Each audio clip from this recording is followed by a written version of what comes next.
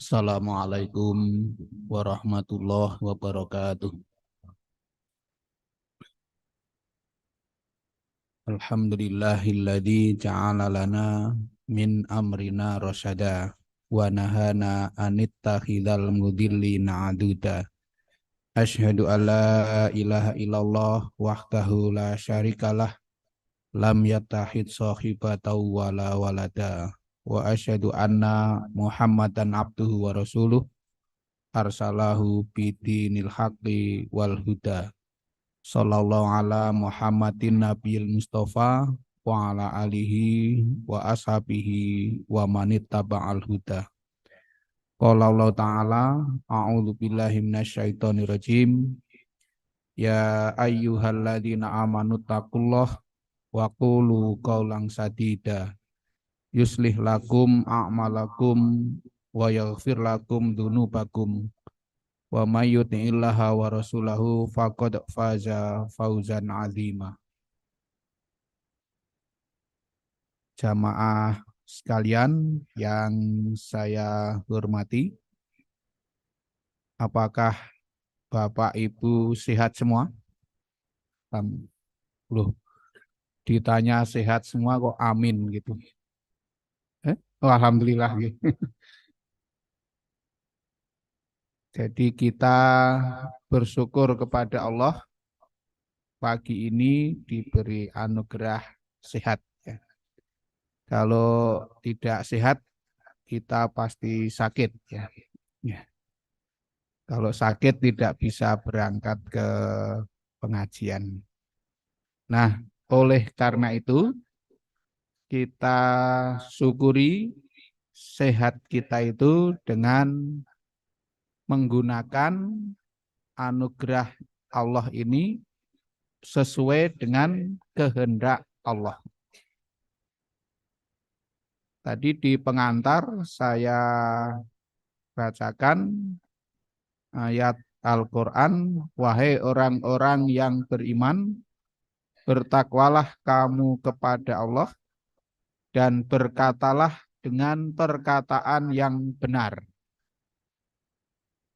Qaulan sadida itu perkataan yang benar dan tepat. Sebab ada yang benar tapi tidak tepat. Misalnya jenengan menjenguk orang yang sakit di rumah sakit, kok mengatakan kemarin ada yang sakit kayak kamu itu rong dino terus mati. Meskipun itu benar, itu kan tidak tepat disampaikan pada. Nah, maka qaulan sadida itu kan perintah yang sangat tepat itu. Perkataannya perkataan benar tapi juga tepat. Bahasa Jawanya itu empan papan. Jadi tidak sekedar benar saja. Mungkin benar tidak tepat disampaikan saat ini. Nah, menyampaikannya besok. Jadi lihat sikon gitu. Kalau kita itu berkata dengan benar, maka yuslih lakum a'malakum wa yaghfir lakum dzunubakum. Allah akan membaguskan amal kamu dan mengampuni dosa-dosa kamu. Jadi dimulai dari ucapan yang tepat itu akan melahirkan sikap dan perilaku yang baik. Sehingga ucapan-ucapan yang kita keluarkan itu membimbing perilaku kita. Sulit dibayangkan orang yang ucapannya itu serba jelek, kok perilakunya baik. Itu sulit dibayangkan. Kalau orang ucapannya baik, perilakunya belum tentu baik, ada. Tapi kalau omongannya jelek, itu sulit dibayangkan perilakunya baik. Tapi kalau omongannya itu baik, insya Allah akan membimbing ke arah perilaku yang baik. Paling tidak itu ingat kalau baru saja berkata yang baik. Bisa dipahami ya? Bisa. Bisa dilakukan ya? Nah, bisa. Nah, kalau hanya bisa dipahami tapi tidak dilakukan ya hanya dipahami saja. Pagi ini judulnya apa? Keuntungan beramal soleh. Nah, jadi sesuai dengan judul, maka materi kita pagi ini. Saya mulai dari surat Al-Asr. Ada yang tidak hafal? Hafal ya? Al-Asr. A'udzu billahi minasyaitonir rajim. Bismillahirrahmanirrahim. Wal asri innal insana lafi khusrin illal ladzina amanu wa amilus solihati wa tawassaw bil haqqi wa tawassaw bis. Demi waktu asar. Kata Syekh Muhammad Abdu, mengapa Allah pada surat ini bersumpah dengan waktu asar? Karena setelah itu Allah akan berbicara soal untung dan rugi. Pedagang itu menghitung badi kalau sudah sore. Enggak ada toh esok-esok kok menghitung badi. Nah, maka pelajaran pertama kepada jamaah yang usianya sudah mendekati asar, itu segera berpikir, kira-kira besok termasuk yang beruntung atau yang rugi. Asar itu berapa? Asar itu ya 60 tahun ke atas. Ada yang usianya sudah 60 tahun? Oh, banyak.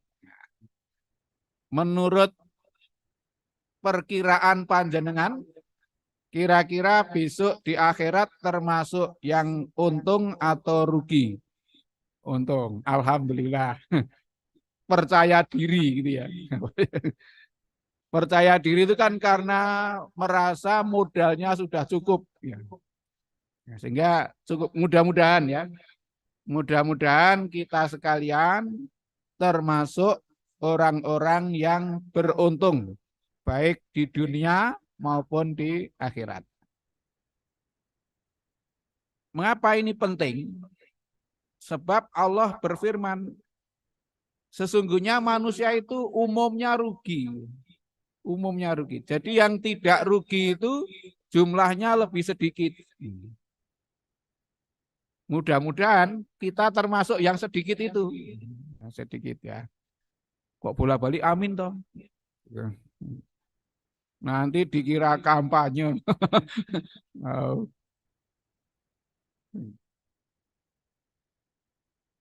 Apa Bu? Nah, sekarang siapa yang enggak rugi itu? Illalladzina amanu wa amilus solihati wa tawassaw bil haq wa tawassaw bis sabr. Orang yang beriman. Yang kedua beramal soleh. Yang ketiga saling menasihati dalam menegakkan kebenaran. Yang keempat saling menasihati dalam menetapi kesabaran. Jadi tetap yang pertama itu iman. Iman. Orang itu kalau beriman hidupnya akan optimis. Optimis. Selalu penuh harapan. Sesulit apapun tidak akan pernah putus asa. Tidak akan pernah ngelokro. Karena apa? Karena punya Gusti Allah. Wah, itu akan membuat kita itu selalu percaya diri, selalu penuh harapan, tidak pernah ngelokro ya. Ngelokro itu apa? Putus asa.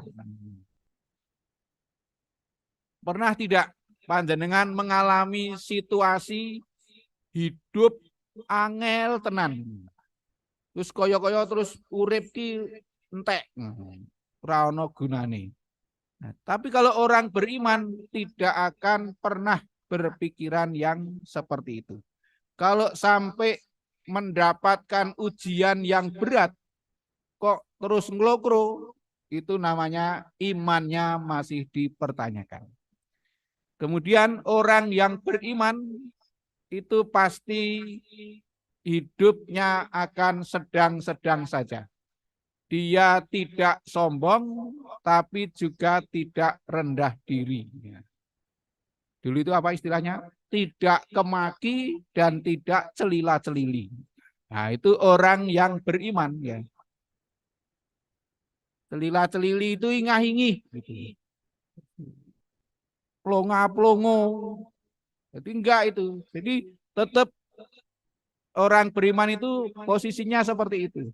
Sombong ya tidak boleh, rendah diri ya tidak boleh. Itu akan nyaman ketemu siapa saja. Sebab orang sombong itu tidak disukai orang. Orang sombong aja tidak suka dengan orang sombong. Maka kalau tidak sombong dan tidak ingah-ingih, itu kita disenangi orang. Mengapa kok prinsipnya seperti itu? Karena bagi orang yang beriman, seluruh umat manusia itu kedudukannya sama di hadapan Allah. Yang membedakan hanya ketakwaannya di hadapan Allah. Maka kalau kita beriman tidak boleh minder ketika ketemu orang yang secara lahiriah lebih hebat daripada kita. Bisa ya? Oke. Yang kedua, beramal soleh. Beramal soleh itu beramal yang baik. Amal soleh itu amal perbuatan yang baik yang dilakukan dengan tulus, yang menggembirakan dan menyenangkan orang lain, yang bermanfaat bagi orang lain, sekaligus bermanfaat bagi dirinya. Maka orang yang beramal soleh itu pasti gembira dan menggembirakan. Itu orang yang beramal, seneng gitu. Nek berbuat baik kok tidak seneng, berarti itu tidak soleh. Karena berbuat baiknya kepaksa. Gitu. Terpaksa. Tapi kalau tulus itu pasti bahagia dan membahagiakan. Gembira dan menggembirakan. Tentram dan menentramkan. Nah itulah amal soleh. Kira-kira sudah pernah begitu apa belum? Alhamdulillah ya. Jadi Bapak Ibu yang saya hormati, maka orang yang beriman dan beramal soleh dalam beberapa ayat Al-Quran ada beberapa keuntungan. Yang pertama, akan memiliki rasa kasih sayang. Sebagaimana firman Allah dalam surat Maryam ayat 96. A'udzu billahi minasyaitonir rajim. Innalladzina amanu wa amilus solihati sayaj'alu lahumur rahmanu wudda. Sesungguhnya orang-orang yang beriman dan beramal soleh, maka kelak Allah yang Maha Pengasih akan menanamkan rasa kasih sayang dalam hati mereka. Jadi itu keuntungan pertama. Bagi orang yang beriman dan beramal soleh, oleh Allah akan ditanamkan rasa kasih sayang di dalam hati mereka. Apa perwujudan dari orang yang punya rasa kasih sayang? Itu akan selalu punya kepedulian sosial. Kepedulian sosial itu artinya keterpanggilan untuk memberi pertolongan kepada orang lain. Itu orang yang punya jiwa kasih sayang. Kalau kasih sayang itu kan basisnya cinta. Kalau orang itu cinta, itu selalu ingin menjadikan yang dicintai itu baik. Selalu ingin berkorban. Maka orang yang di dalam dirinya itu sudah tumbuh rasa kasih sayang, semangat hidupnya adalah semangat berkorban untuk kebaikan. Sehingga dia bisa berjuang atau berjihad dengan harta dan dirinya. Dan orang yang punya kasih sayang itu, ketika dia berbuat kebaikan, dia itu tidak memikirkan balas jasa, tidak memikirkan ucapan terima kasih. Ya pokoknya adanya pengorbanan. Ada tidak orang yang berbuat baik tetapi mengharapkan imbalan? Oh banyak, sebentar lagi lebih banyak lagi ya. Nah itu namanya berbuat baik musiman, musim coblosan. Nah maka sebentar lagi akan ada istilah sepi ing pengajian, rame ing pengaosan. Pengaosan itu tegese dunduman kaos gitu.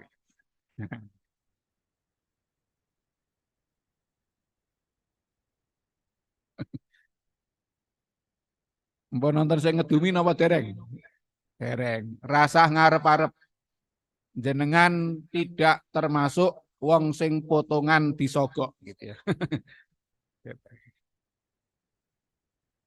Rasulullah Shallallahu Alaihi Wasallam bersabda, salasun kunna fihi awahullahu ta'ala fi kana fihi wasataro alaihi birahmati fadkholahu mahabbatihi man a'ta syakara wa idha qadara ghafara wa idha ghadaba fataro.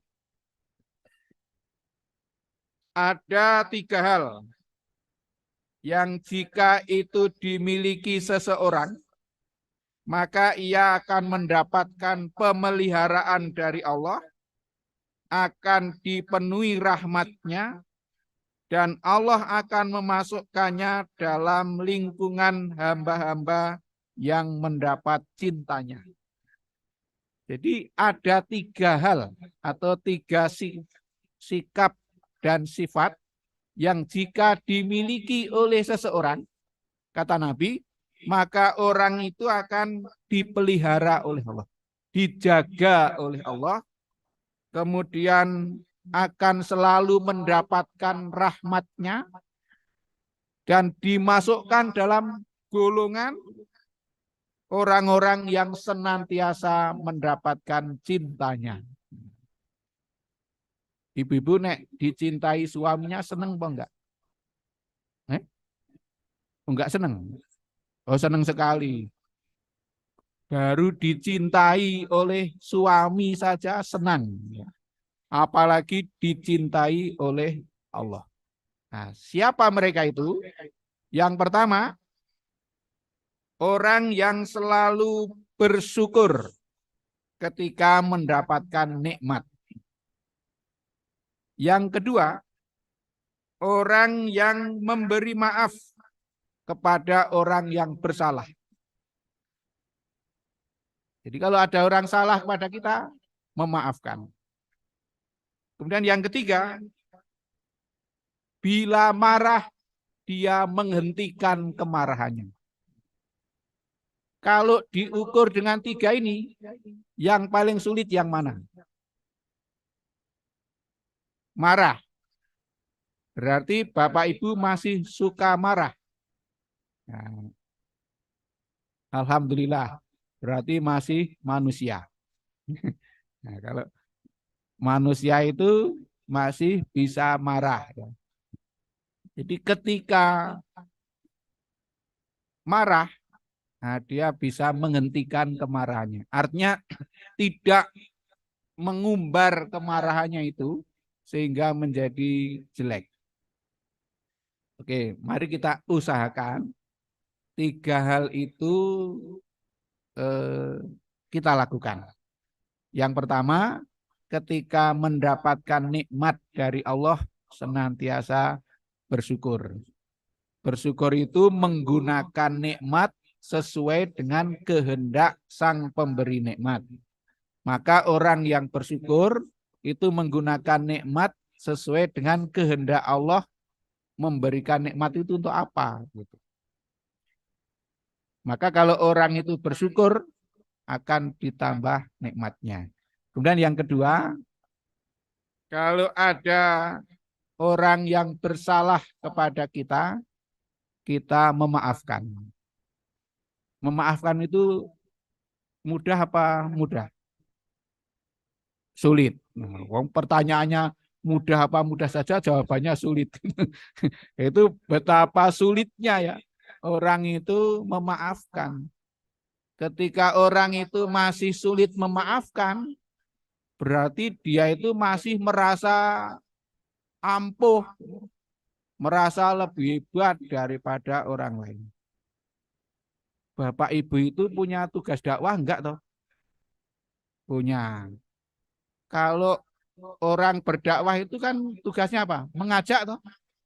Mengajak supaya orang tertarik kepada Islam, supaya orang kagum kepada kita. Jadi dakwah itu mengubah orang yang sudah kagum menjadi bergabung. Bukan malah mengubah orang yang sudah bergabung menjadi mutung. Kira-kira kalau orang bersalah kemudian dimaafkan, itu jengkel apa bahagia? Nah, kalau bahagia itu diajak kira-kira mau apa sulit? Mau. Nah, itulah rentetannya panjang. Ternyata memaafkan itu merupakan bagian dari strategi dakwah kita. Jadi kalau ada orang bersalah kepada kita, kok kita memaafkan, orang itu jadi senang. Kalau orang itu senang, kemudian tertarik kepada Islam.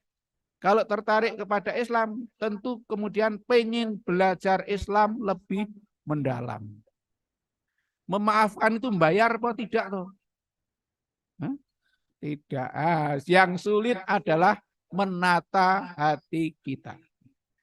Kalau perlu orang itu bersalah kepada jenengan, jenengan minta maaf gitu. Oh, kan angel toh. Ono wong salah karo jenengan, jenengan kok malah minta maaf. Upamane jenengan ditabrak. Ditabrak minta maaf. Minta maaf, saya itu masih hidup, jangan ditabrak. Nah, gitu. Atau nong pasar jenengan sikile kepidak wong. Ya minta maaf aja. Mohon maaf Mas, kaki saya masih kanggu. Nah, kira-kira kan dia marah apa tidak? Nah, tetap lain persoalannya. Jadi gitu ya, Ibu-ibu. Jadi kalau ada orang menyakitin jenengan, jenengan yang minta maaf. Kalau orang menyakiti dimintai maaf kok malah marah, itu memang orang luar biasa. Nah, kemudian yang ketiga, kalau kita marah, artinya marah mampu melampiaskan, kok menahan diri, itu tandanya orang yang hebat, orang yang dadanya lapang. Nah, ini perlu kita usahakan. Jadi keuntungan orang yang beriman dan beramal soleh, yang pertama akan ditumbuhkan rasa kasih sayang di dalam hatinya. Kemudian yang kedua, orang yang beriman dan beramal soleh akan mendapatkan kehidupan yang baik. Dalam surat An-Nahl ayat 97. Ini ayatnya Aisyah. A'udzubillahi minasyaitonirrajim. Man amila sholihan min dzakarin aw unsa wa huwa mu'minun falanuhyiyannahu hayatan thayyibah walanajziyannahum ajrahum fi ahsani ma kanu ya'malun. Barang siapa yang beramal soleh dan dia itu dalam keadaan beriman. Jadi beramal soleh dan mukmin, baik laki-laki maupun perempuan. Nah, di sini menarik ya. Di dalam ajaran Islam, seseorang itu dihargai berdasarkan prestasinya, bukan didasarkan pada jenis kelaminnya, bukan didasarkan pada faktor-faktor primordial yang lain, tapi prestasinya. Jadi mbok ayu kaya ngopo, ning nek tidak beriman dan beramal soleh ya tidak baik di hadapan Allah. Atau meskipun uang iki rapati motok, rapati motok iki, ya rapati cetha, ayu apa ora apa. Ning kalau dia itu beramal soleh, maka dia lebih berharga di hadapan Allah. Maka sampai ekstrim toh Nabi itu lagi ngendika, budak sing Islam, sing beriman, luwih apik tinimbang wong ora budak ning kafir. Untuk dijadikan pasangan hidup. Nah, sing luwih apik yo mukmin tur cantik. Nah, itu lebih bagus. Nek ono itu dipilih ya. Seperti dulu ada anak muda tanya minta kepada Pak A.R. Farudin supaya dicarikan jodoh. Dia minta syarat. Pak R, tolong saya dicarikan jodoh yang muda, cantik, solihah, kaya, anaknya orang baik. Terus jawab Pak R begini, nek ono sing kaya ngono kuwi kowe rasah rabi, tak pek dhewe. Ayo wong kon goleke bojo kok syarate komplit. Nah, nek komplit ya nek nemu ya dipek dhewe to. Jadi Bapak Ibu, nah, jadi dengan demikian apapun keadaan kita sekarang ini ya wis sing kadung tua ya wis tua ngono pamane ya. Kadung nom ya nom gitu. Itu kita tidak boleh rendah diri. Yang penting kita itu berprestasi di hadapan Allah. Jadi tidak boleh ada yang merasa tidak berguna. Ya. Tidak boleh ada yang merasa ora penting gitu. Asal kita itu berprestasi di hadapan Allah, pasti ada apa ya yang bisa dihargai ya. Nah, apa janji Allah? Janji Allah adalah falanuh yiyannahum hayatan thayyibah. Akan diberi kehidupan yang baik. Nek dirasake kehidupan Bapak Ibu sudah baik apa belum? Sudah ya? Sudah. Kalau hidupnya sudah baik berarti sudah tidak jelek lagi. Jadi sudah baik. Nah, sekarang yang sini sudah baik semua. Insya Allah ya. Oh, wong ngukur awake dhewe kok ora cetha. Insya Allah. Wong jenengan ki lek ngrasake kepiye?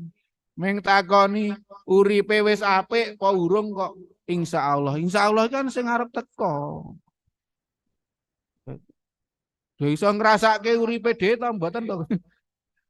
Oke, berarti uripe do ora cetha.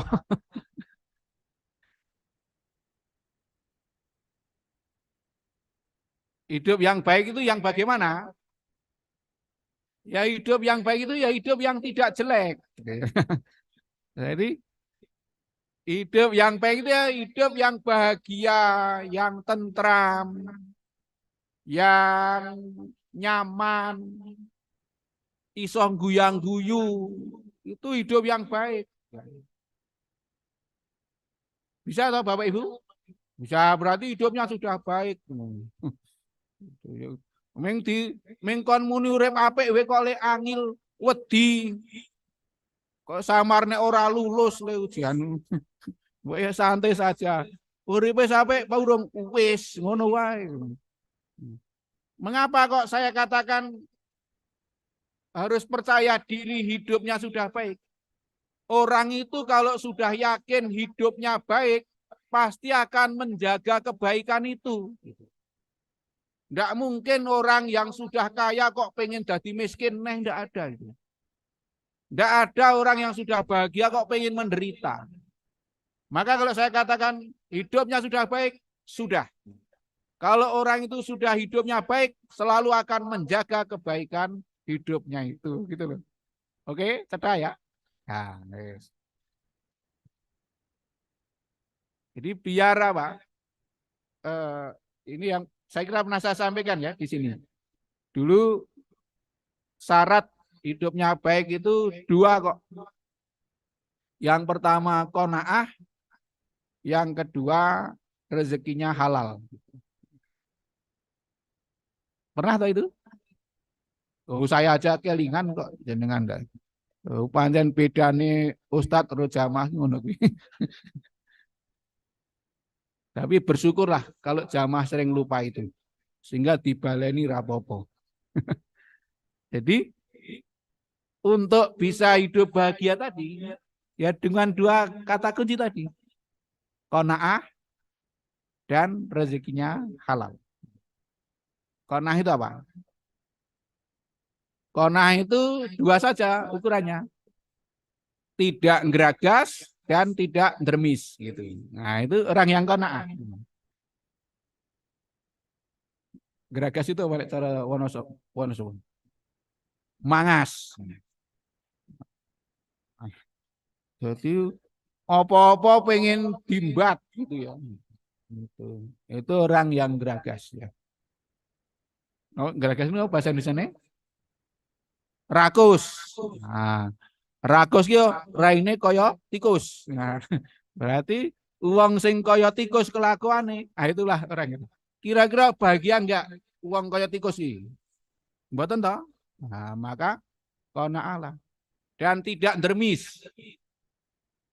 Dermis itu mental peminta-minta, mental jaluan.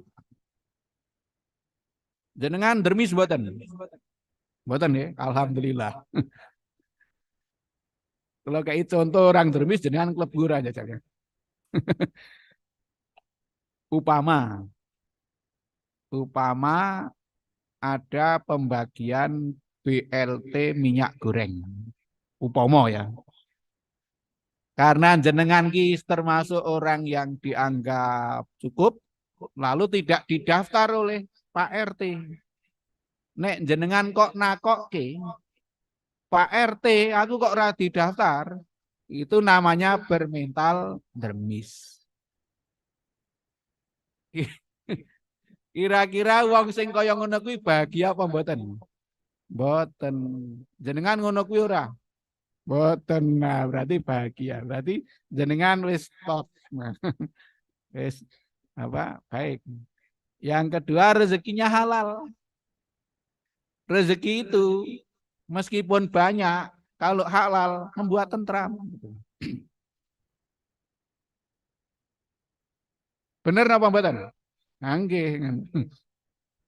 Nah, daripada wis ming sethithik le nyolong kan mesakake to itu. Nah, jadi lebih baik rezeki itu banyak dan halal. Itu akan membuat hidup jadi tentram dan bahagia. Nah, itulah kehidupan yang baik. Cara meraihnya bagaimana? Ya tadi dengan beriman dan beramal soleh.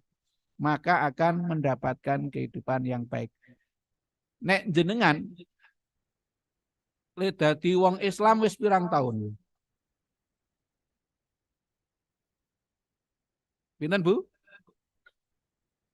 Loh wong saya itu kok udah lucu toh. Wong saya tanya berapa tahun kok jawabannya ket lahir. Nek berapa tahun dia saya ketahun apa swidak tahun. Nah, nek le dadi wong Islam wis swidak tahun apa 50 tahun kok uripe urung apik. Itu berarti ya le Islam urung cetha. Kalau orang Islam itu pasti beriman dan beramal soleh. Kalau beriman dan beramal soleh pasti hidupnya baik.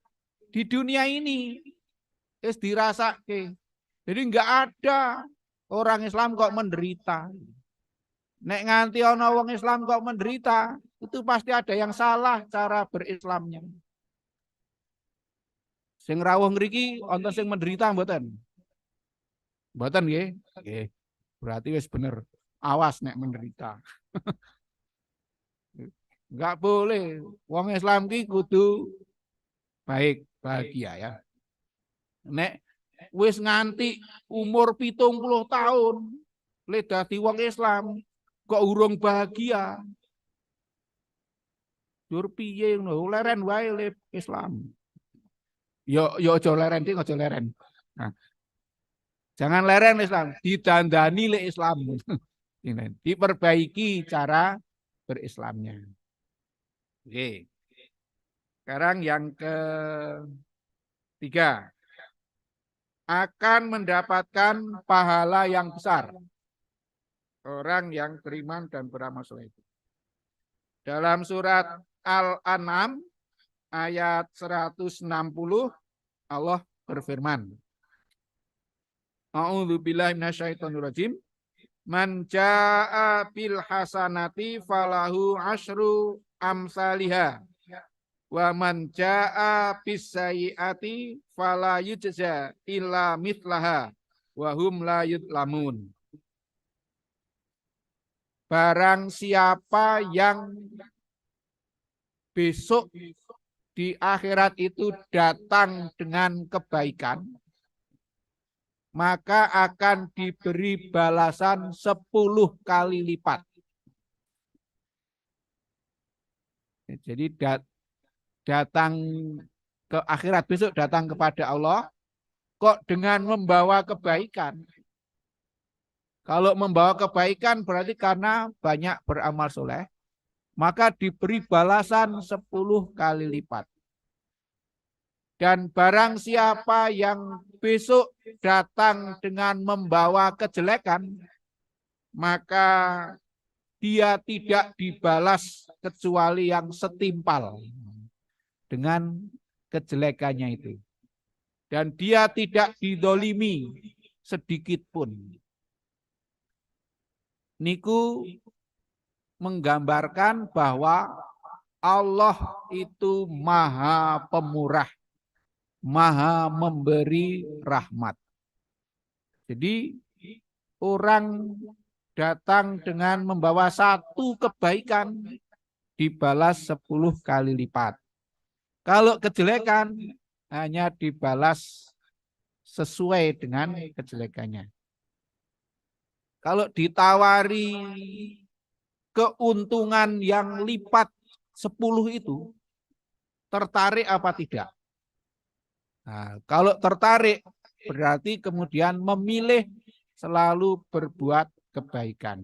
Sebab membawa kebaikan itu berarti kan kalau besok membawa kebaikan, itu berbuat baik kan sekarang, bukan besok. Gitu.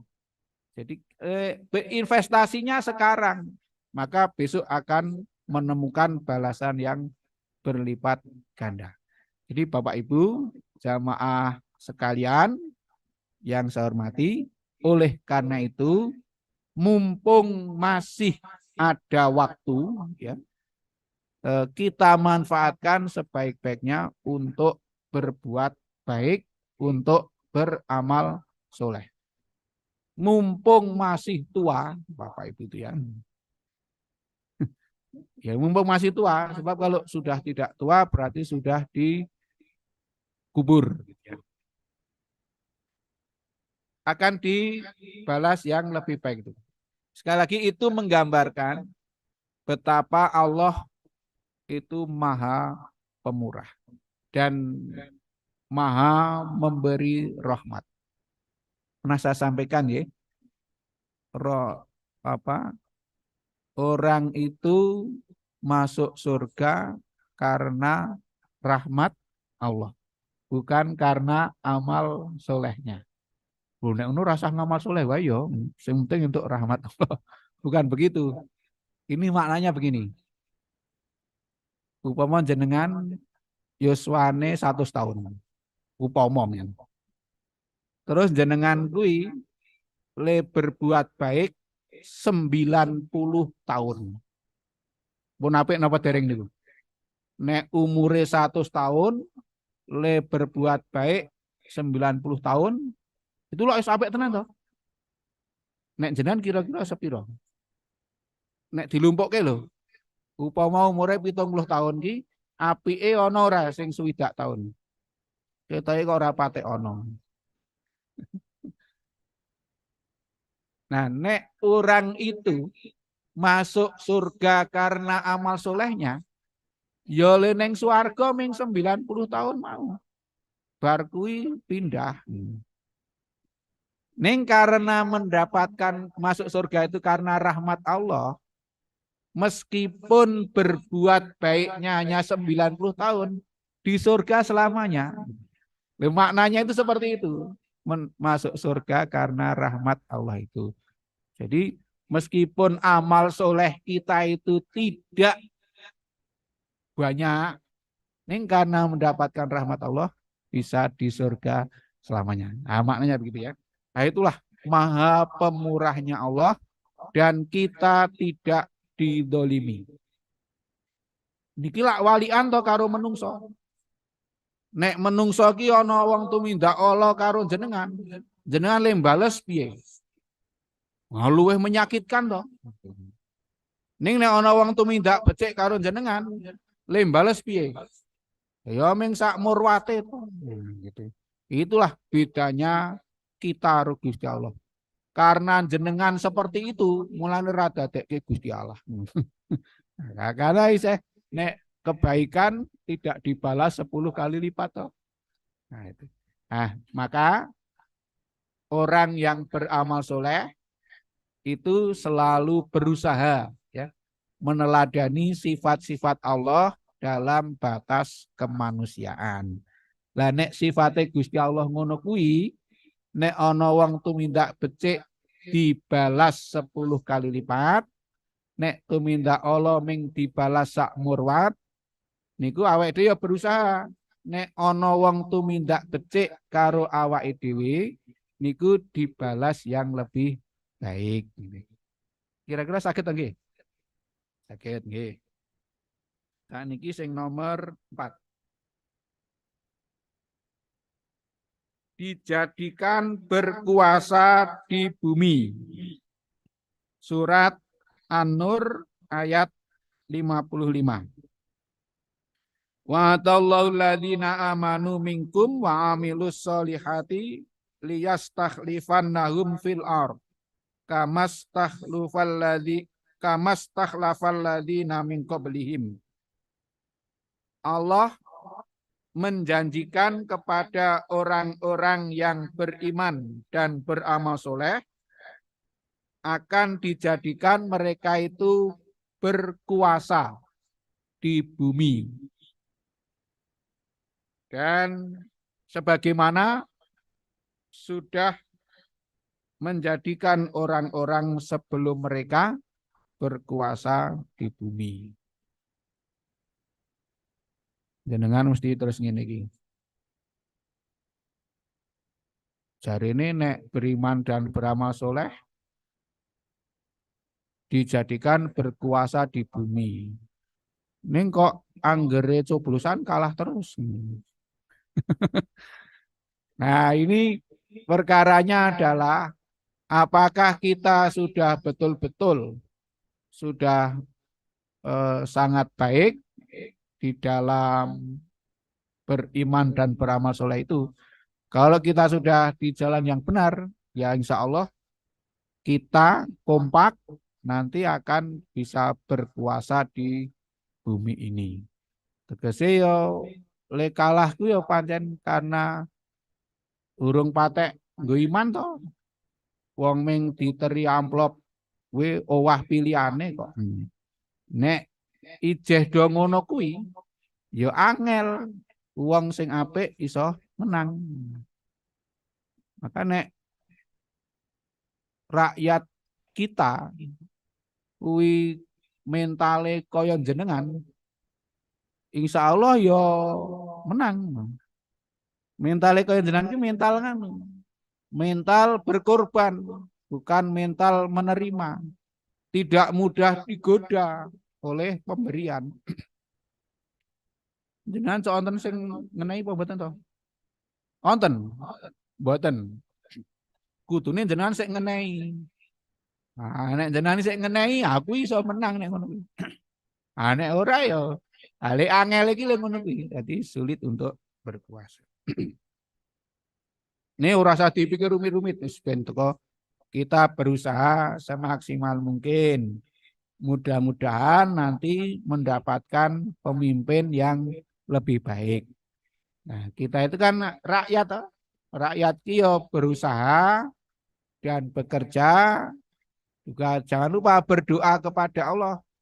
Mudah-mudahan nanti mendapatkan pemimpin yang baik. Kalau pemimpinnya baik, tentu ya rakyatnya ya baik, gitu toh. Ya, ini resiko demokrasi itu ya pemimpinnya kaya ngopo ki tergantung kebanyakan rakyatnya kaya ngopo. Nek pemimpin apik ya mergo rakyat iki akeh sing apik. Nek entuk pemimpin sing rapati apik, berarti rakyate akeh-akeh ora pati apik. Anggota niku gampang kok lingkut. Jenengan iki termasuk sing apik apa ora? Eh? Nah, mung takoni apik apa ora ora cetha kok. Ah, kok pengen entuk pemimpin sing apik. Ya angel. Ya. Apik ngoten. Nggih. Kok malah ngomong kayak gitu. Tapi intinya mari kita dalam situasi yang bagaimanapun kita tetap dalam posisi beriman dan beramal soleh. Insya Allah tetap ada gunanya. Ya. Yang kelima, orang yang beriman dan beramal soleh akan mendapatkan ampunan dan rezeki yang mulia. Surat Al-Hajj ayat 50. Falladzina amanu wa amilus solihati lahum maghfiratu wa rizqun karim. Maka orang-orang yang beriman dan beramal soleh, bagi mereka itu mendapatkan ampunan dan rezeki yang mulia. Do gadah dosa apa mboten? Kathah. Anak niki cetha pengakuane nggih. Nah, kalau dosa itu pengen mendapatkan ampunan, ya salah satu jalan mendapatkan ampunan adalah dengan beriman dan beramal soleh. Beriman dan beramal soleh itu termasuk nek but gawe sing profesional. Itu bagian dari amal soleh. Jadi ra ono wong beramal soleh kok nek but gawe celelean. Nek mangkat awan, mulih meruput. Nah, itu tidak beramal soleh. Yaitu sulit mendapat ampunan ya. Nek bakul yo tenanan. Nek bakul ki kancane rung mangkat wis dasar. Itu dan dagangane yo apik tenan. Sing jaga yo pelengah-pelengeh. Nah, itu namanya beramal soleh dalam pekerjaan, dalam mencari pangupa jiwa. Lah nek ngono kuwi ya bakal entuk rezeki sing apik. Dadi ora muni aku lagi wis salat selet kok ya rezekine seret. Salat selet ning keset ya seret tenan. Jadi semua itu ada hubungannya ya. Nek salate ki apik ya mesti kerjane apik. Ojo le salat ki ming mergo keset. Jadi ya ora cocok karo dagu. Jadi ana hubungane ngoten niku. Jenengan ki le salat apik mboten? Saya toh. Nah, salat sing apik ki sing kepiye? Salat sing apik ki ya salat sing tertib.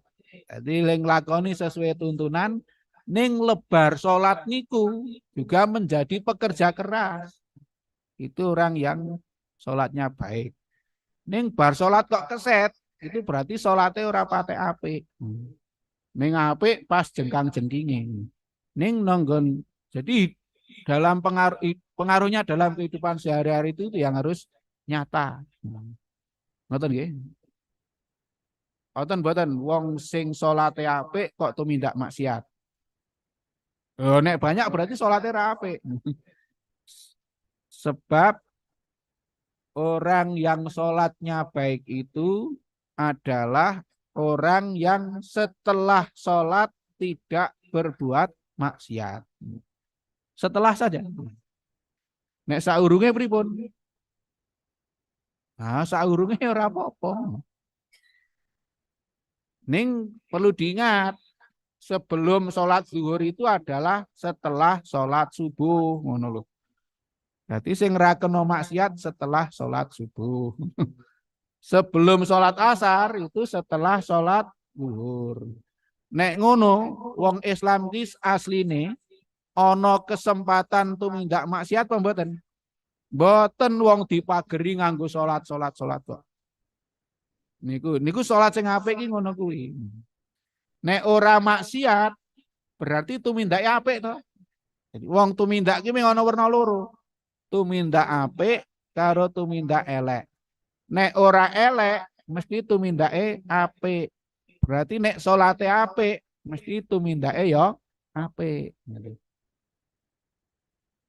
Jenengan salate apik apa mboten? Apik ngono. Takoni salate apik pola we wedi kok lindang. Meng arep muni apik we wedi kok. Iki sale ya Allah, angel temen yo.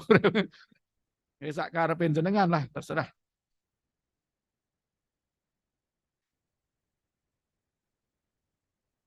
Yang terakhir, nomor pinten Bu? 6. Orang yang beriman dan beramal soleh akan memperoleh petunjuk. Surat Yunus ayat 9. Innalladzina amanu wa amilus solihati yahdihim rabbuhum bi imanihim tajri min tahtihal anharu fi jannatin naim. Sesungguhnya orang-orang yang beriman dan beramal soleh, mereka akan mendapatkan petunjuk dari Tuhan mereka karena keimanan mereka.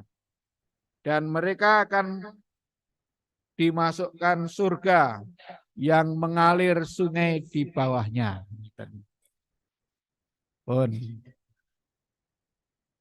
Orang yang beriman dan beramal soleh akan mendapatkan petunjuk.